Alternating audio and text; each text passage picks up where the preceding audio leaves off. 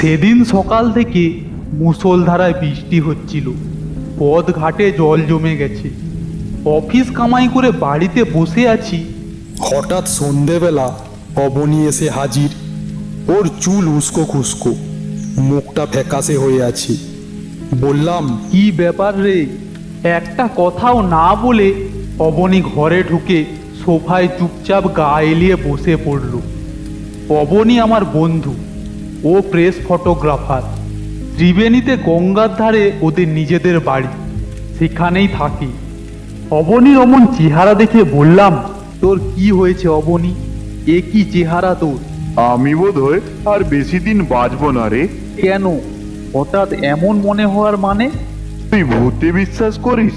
না, তবে ভূতের নামে ভয় তো পাই, দেখিনি বলে বিশ্বাস করি। আসলে বাড়িতে আমি একদম টিকতে পারছি না। আজ কিছুদিন হলো আমার ঘরে সব অদ্ভুত কাণ্ড হয়ে যাচ্ছে। আচ্ছা, আমি পাগল হয়ে যাচ্ছি না তো? মনে হচ্ছে তাই হয়েছিস। যাক, তোর ভাই এখন কি করছে? সে তো মাস দুই হলো দুর্গাপুরে চাকরি পেয়ে চলে গেছে। ও, তুই তাহলে বাড়িতে একা? কিন্তু তুই বিশ্বাস কর, আজ কিছুদিন হলো ও বাড়িতে আমি কিছুতেই থাকতে পারছি না। আমার বড় ভয় করছে রে। ওখানে আমি প্রতি রাতে আরেকজনের অস্তিত্ব অনুভব করছি। সে কে আমি তা জানি না, তবে সে যে অশরীরী তা আমি বুঝতে পারি। বলছি, আমি ভাবছিলাম তোর এখানে কিছুদিন থাকবো। তোর কোনো অসুবিধা হবে না তো রে? না না, অসুবিধে হবে কেন? তবে আমার মনে হয় তোর আমার কাছে থাকার চেয়ে আমারই বরং তোর ওখানে থাকা ভালো।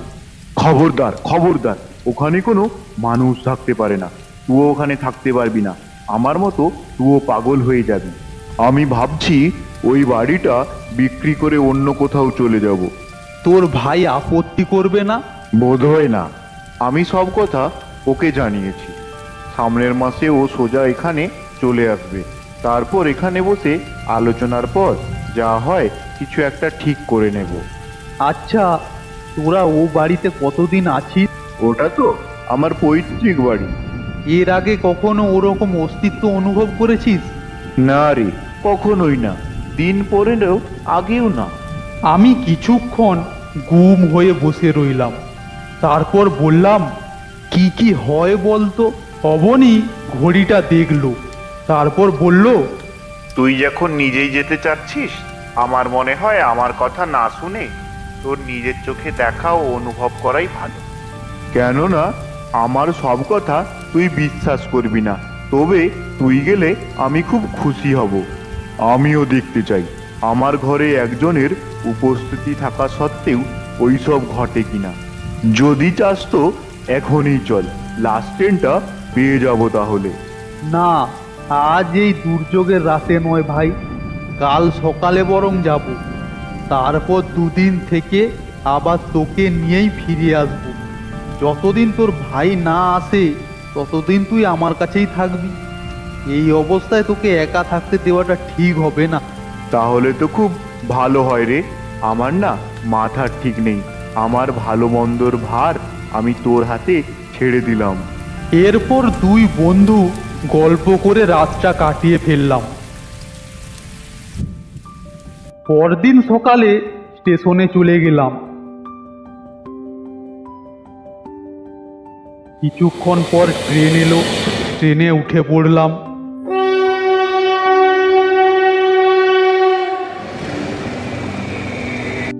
দু ঘন্টার মধ্যে ত্রিবেণীতে পৌঁছে গেলাম।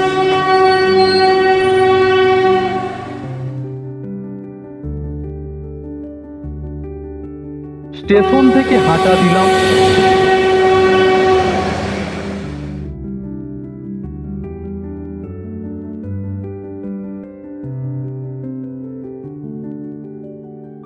তারপর চলে এলাম অবনীর বাড়ি।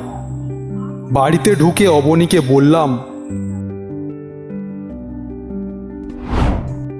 অবনী, আমি একবার আধ ঘন্টার জন্য বাইরে যাচ্ছি, তুই একা থাকতে পারবি তো? তা পারবো। এখানে দিনের বেলায় তো ভয় নেই, যা কিছু ঘটে রাতে। যাকগে, তুই কিন্তু বেশি দেরি করিস না ভাই। না রে বাবা না।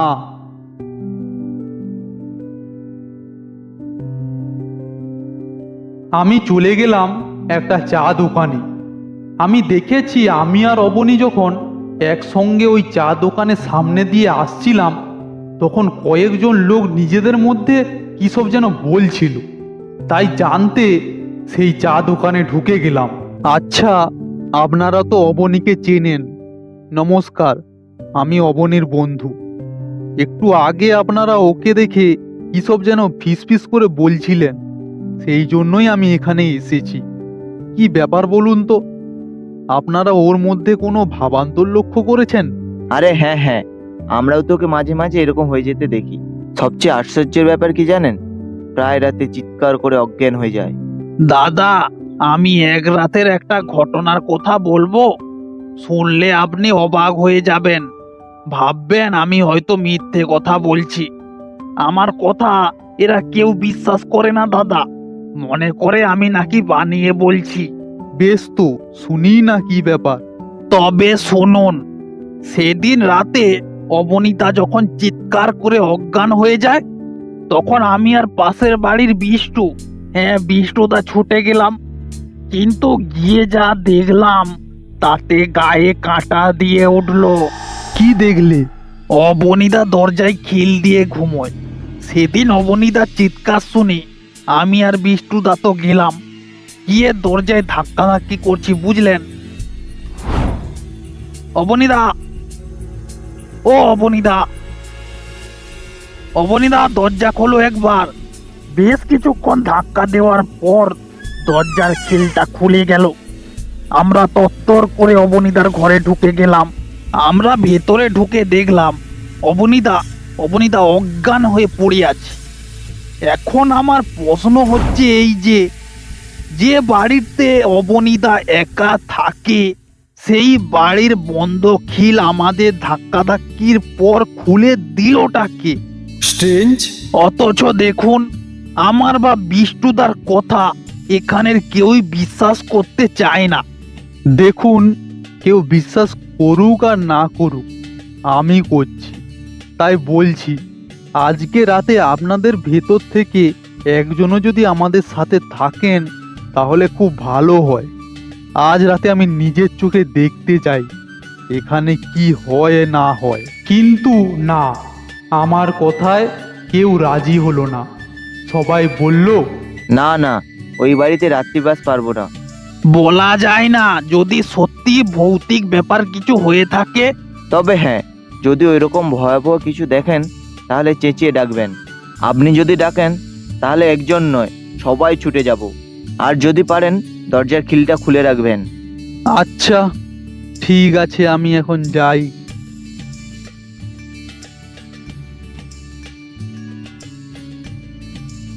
কিরে, একা থাকতে ভয় করেনি তো? না চল একবার গঙ্গার ধার থেকে ঘুরে আসি। না, কোথাও নয়। আকাশের অবস্থাটা দেখছিস? দেখ একবার, এই নামলো বলে। তারপর সন্ধে হয়ে গেল। সন্ধে থেকে প্রবল বৃষ্টি। গতকালের বৃষ্টিকেও যেন হার মানায়। রাত তখন 10টা। এ পর্যন্ত সময়টা বেশ উপদ্রবেই কাটল। আমি আর অবনী একই বিছানায় শুলাম। শুয়ে শুয়ে গল্প করছি, হঠাৎ লোডশেডিং হয়ে গেল। তারপর অবনী বলল, এইবার সে আসবে, সে নিশ্চয়ই আসবে। কে আসবে? আসবে ওই ওই ওই তো ওই তো, ওই দেখ, ওই দেখ, দেখ দেখ। অবনী চিৎকার করে উঠল। আমি শুয়ে শুয়ে দেখলাম একটা মেয়ে দাঁড়িয়ে আছে। আমি কঠিন গলায় বললাম, কে কে কে তুমি? মেয়েটি নিরুত্তর। এমন সময় ঠক করে একটা দেশলাই জ্বালার শব্দ। তারপরই দেখা গেল টেবিলের মোমবাতিটা জ্বলছে। এ ঘরে আমি আর অবনী ছাড়া আর কেউ তো নেই। তাহলে কে জ্বাললো এই বাতি?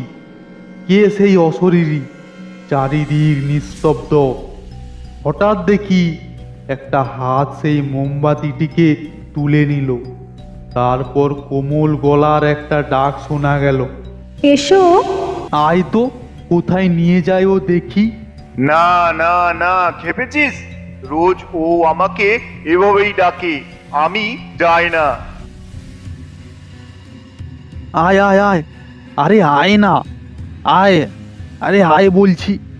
না না না না, আমাকে ছেড়ে দে, আমার খুব ভয় করছে, আমাকে ছেড়ে দে। আরে ভয় কি? আরে তুই তো একা নয়, আমিও তো আছি তোর সঙ্গে, আয়। আমি প্রায় জোর করেই ওকে টেনে তুললাম। তারপর আমি আর অবনী সেই ছায়ামূর্তির পেছন পেছন যেতে লাগলাম। আলো আমাদের পথ দেখিয়ে নিয়ে চলল। দেখলাম সেই আলোটা আমাদের দক্ষিণ দিকের ঘরের দিকে নিয়ে গেল। ঘরটা বন্ধ ছিল, আপনাতেই খুলে গেল। আমরা দুজনেই ঘরে ঢুকলাম। মোমবাতিটা একটা টেবিলের ওপর রেখে সেই হাতটা অদৃশ্য হয়ে গেল। আর কারো অস্তিত্ব রইল না সেখানে। আমি বললাম, কি হলো? কথা বলো, কথা বলছো না কেন? তুমি কে? অবনী যেন পাথর, আমারও হাত পা অবশ হয়ে আসছে। এমন সময় শুনতে পেলাম সেই মেয়ের কণ্ঠস্বর। আমাকে কেন এখানে নিয়ে এসেছো? আমাকে মুক্তি দাও, আমাকে বন্দি করে রেখো না, আপনাদের দুটি পায়ে পড়ি। কে? কে তুমি? আমি শ্যামা। তুমি কোথায়? কে কে কে তোমাকে বন্দি করে রেখেছে? আমাকে দেখতে পাচ্ছ না? এই তো আমি এখানে।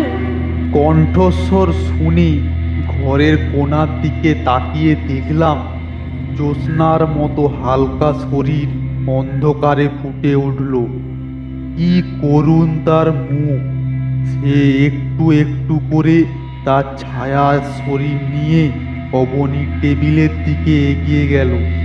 তারপর সেই টেবিলে একটা ফটো রাখলো, রেখেই আবার মিলিয়ে গেল অন্ধকারে। ঠোঁট দুটো কাঁপছে, চোখ দুটো ঠিকরে বেরিয়ে আসছে। উফ, কি বীভৎস সেই দৃশ্য! আরও দেখলাম ছবির গলার ওপর শক্ত দড়ির দাগ ফুটে উঠছে ক্রমশ। এক সময় ফটোর ভেতর থেকে মেয়েটি চিৎকার করে বলে উঠল, এখনো হাঁ করে দাঁড়িয়ে দেখছো কি? আমার কষ্ট হচ্ছে না বুঝি? আমি যা আর সহ্য করতে পারছি না। তোমরা এক্ষুনি এটাকে নষ্ট করে দাও। আমার এই ফটোটা আগুনে পুড়িয়ে দাও বলছি। তাহলেই তোমার কি মুক্তি হবে? হ্যাঁ, চিরতরে মুক্তি পাবো আমি যে আমার অস্তিত্ব কোথাও এতটুকু রেখে যেতে চাই না। কিন্তু কেন চাও না? সে তো তোমাদের জানার দরকার নেই। শুধু এইটুকু জেনে রেখো, যাদের উপর আমি অভিমান করে আত্মহত্যা করতে বাধ্য হয়েছি, তাদের ওই দেওয়ালে ছবি হয়ে আমি কিছুতেই টিকে থাকতে পারবো না, কিছুতেই টিকে থাকতে পারবো না।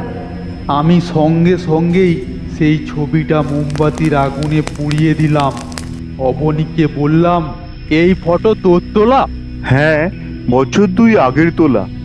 চিন্তবাবুর মেয়ের ছবি ওইটা, ওর জন্মদিনে তুলেছিলাম।